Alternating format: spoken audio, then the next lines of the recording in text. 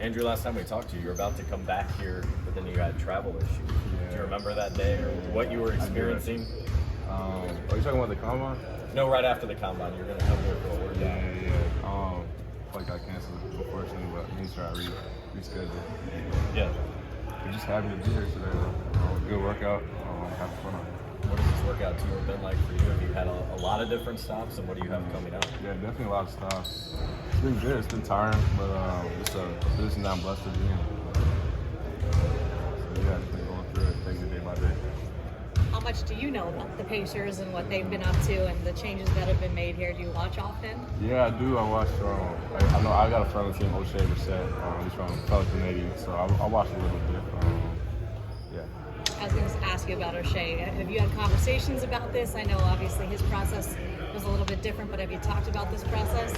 Yeah, we played in the national team a few years back, so we were talking about this is when he was going into the league. We were talking about just the league and the experience he's going to get. So for sure, but I haven't really talked too much about like Indiana.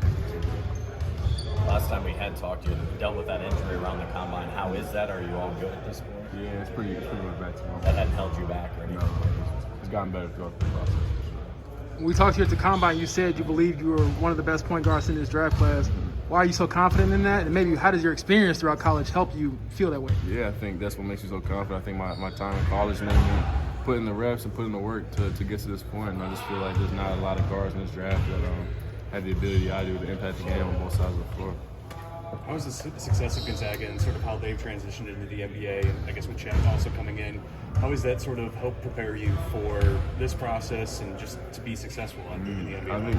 I think the environment at Gonzaga is such a pro-type environment. They try to treat you like a pro, and I think the guys, the competition in practice is so good that it just puts you in a position where there's nothing else but to get better. So it's definitely kind of done a lot for me to get to this point.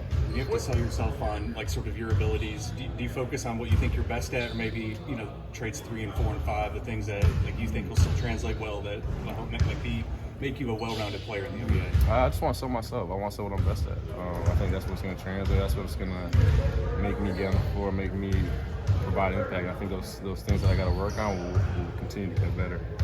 What do you know about Chet that other people don't know? How do you project him into the NBA? I think what many don't know probably is that just how much he loves the game, how much he puts into he works a lot on his craft, what he's trying to get better at, works on his body, ambitious dude, very competitive. I hope the best for him. I don't know how much you read or you see, but I've seen a couple of people say you're similar to Malcolm Brogdon and you have a very similar demeanor too. Do you see that? Yeah, I do. Thank you. What do you see? I like Brogdon. I think just the way you play on the court a little bit, just like kind of can play with other good players, make the game easy, like a connector type of guy. Off the court, I don't really know him too much, so I'm sure he plays that kind of quiet guy. Have you heard that comp before? I have, though, for sure. What teams have you worked out for, if you don't mind sharing it, and what do you have left coming up? I've worked out for a bunch of teams, like it's my 10th or so workout. The ones I have left, my bet, OKC, Miami, Minnesota. What ones have you worked out for? Have I worked out for? Atlanta, Milwaukee, Bulls, the Lakers. What else have I worked out for? Denver, Toronto. I'm putting you on the spot. Sorry. Big team growing. Yeah, Toronto's the team growing. What was that experience like, just being able to, work out for the team that you grew up rooting for? Oh, it's a blessing. Just there's a fellow Canadian to work out. The staff, I knew a bunch of the staff from just the national team and stuff, so I felt very comfortable. Just a blessing, honestly.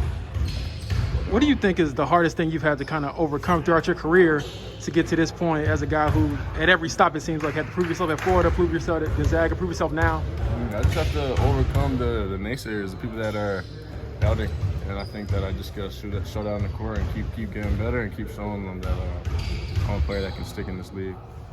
Aside from the workouts coming up, how do you spend this next week and kind of mentally, not mentally prepare, but get ready for draft night and then what's potentially to come?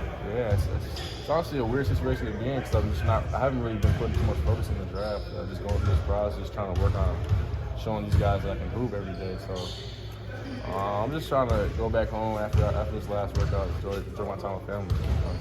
And it seems like become very realistic maybe to get into that first round. Did you think that was possible 2-3 months ago, maybe even before the combine? I actually didn't think it was possible.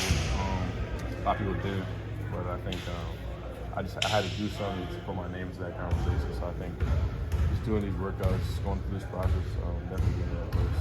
How rewarding has it been to follow up and kind of prove yourself to these teams, not just the fans and everybody? 100%, super rewarding. Almost more proving to myself, honestly.